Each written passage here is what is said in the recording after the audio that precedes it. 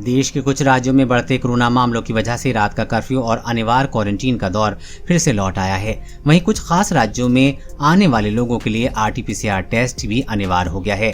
संभावित तीसरी लहर की आशंका की वजह से कई राज्य सरकारों ने संक्रमण के प्रसार को नियंत्रित करने के लिए नए प्रतिबंध लगा दिए हैं। हाल के हफ्तों में देश के कई हिस्सों में कोरोना को लेकर नए दिशा निर्देशों की घोषणा की गई है। केंद्र सरकार ने पिछले सप्ताह कई राज्यों और केंद्र शासित प्रदेशों को ये सुनिश्चित करने के लिए कहा था कि आगामी त्योहारी सीजन के दौरान कोई बड़ी भीड़ न जुटे। यदि आवश्यक हो तो कोरोना वायरस के प्रसार को रोकने के लिए स्थानीय प्रतिबंध लगाए जाएं। इसी के मद्देनजर राज्य सरकार ने नई पाबंदियां लगा दी हैं। आइए जानते हैं वो 5 राज्य जिनमें जल्द लॉकडाउन की वापसी हो सकती है। एक नजर में देखते हैं कि किन किन राज्यों में कोरोना को लेकर नए प्रतिबंध लगाए गए हैं। केरल। देश में कोरोना के सबसे ज्यादा मामले इसी राज्य में आ रहे हैं। शुक्रवार को जो 45,352 मामले दर्ज किए गए हैं, उनमें से अकेले केरल में 32,092 कोरोना संक्रमित सामने आए हैं। बढ़ते मामलों के मद्देनजर पिछले महीने के अंत में केरल सरकार ने एक बार फिर से रात का कर्फ्यू लगा दिया है। स्थानीय निकायों में जहां साप्ताहिक संक्रमण जनसंख्या अनुपात 7 से अधिक है, वहां पूर्ण लॉकडाउन लागू कर दिया गया है। मुख्यमंत्री पिनराई विजयन ने कहा है कि ओणम त्योहार के लिए लॉकडाउन प्रतिबंधों में ढील के कारण मामलों में तेजी आई है। कर्नाटक। केरल में बढ़ते मामलों में कर्नाटक सरकार को भी डरा दिया है। बीते सोमवार को सरकार ने घोषणा की कि पड़ोसी राज्य केरल में आने वाले सभी लोगों को अनिवार्य रूप से सप्ताह भर क्वारंटीन रहना होगा। कर्नाटक के मुख्यमंत्री कार्यालय के एक बयान में कहा गया है कि केरल से आने वाले लोगों को 1 सप्ताह तक क्वारंटीन रहना अनिवार्य होगा और 7वें दिन उन्हें टेस्ट कराना जरूरी है।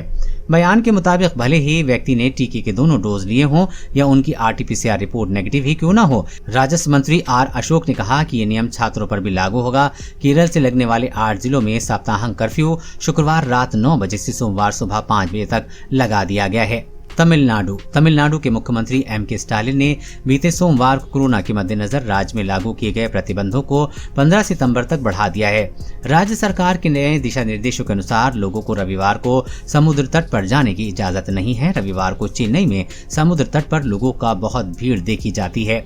शुक्रवार, शनिवार और रविवार को पूजा स्थल पर लोगों के प्रवेश की मनाही है। धार्मिक आयोजन पर रोक जारी रहेगी। हालांकि सरकार ने कोरोना प्रोटोकॉल के तहत 9वीं से 12वीं कक्षा के स्कूलों और 1 सितंबर से कॉलेजों को फिर से खोलने की अनुमति दी है। राज्य सरकार ने केरल से आने वाले लोगों के लिए यात्रा के 72 घंटे के भीतर ही RT-PCR की नेगेटिव रिपोर्ट या टीके की दोनों खुराक का प्रमाण पत्र लाना अनिवार्य कर दिया है। महाराष्ट्र। संक्रमण की रोकथाम के लिए बृहन मुंबई नगर निगम BMC ने मुंबई हवाई अड्डे पर UK, यूरोप, मध्य पूर्व, दक्षिण अफ्रीका, ब्राजील, बांग्लादेश, चीन, मॉरिशस, न्यूजीलैंड और जिम्बाब्वे से आने वाले यात्रियों के लिए RT-PCR परीक्षण अनिवार्य कर दिया है।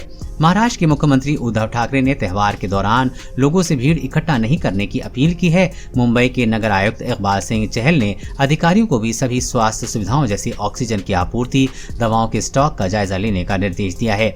तीसरी लहर की आशंका के मद्देनजर सुपर स्पेशलिटी अस्पतालों और निजी चिकित्सा संस्थानों को अलर्ट मोड पर रखने का कहा गया है, ताकि अस्पताल में लोगों की भर्ती होने पर तैयारी पूरी रहे। पश्चिम बंगाल। पिछले हफ्ते पश्चिम बंगाल सरकार ने राज्य में कोरोना प्रतिबंधों को 15 सितंबर तक बढ़ाने का ऐलान किया है। हालांकि कोचिंग सेंटर को 50% क्षमता के साथ शुरू करने की मंजूरी दी गई है।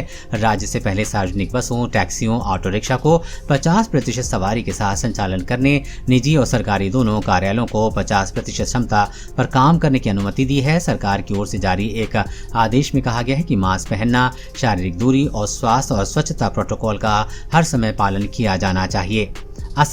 असम सरकार ने कहा कि स्नातकोत्तर नर्सिंग और अन्य तकनीकी पाठ्यक्रमों के अंतिम वर्ष के छात्रों को शारीरिक रूप से कक्षाओं में भाग लेने की अनुमति तभी हो जाएगी जब उन्होंने कोविड वैक्सीन की कम से कम 1 खुराक ली हो। इन छात्रों के लिए छात्रावास तब तक फिर से नहीं खोले जाएंगे जब तक कि उनका पूरी तरह से टीकाकरण नहीं हो जाता।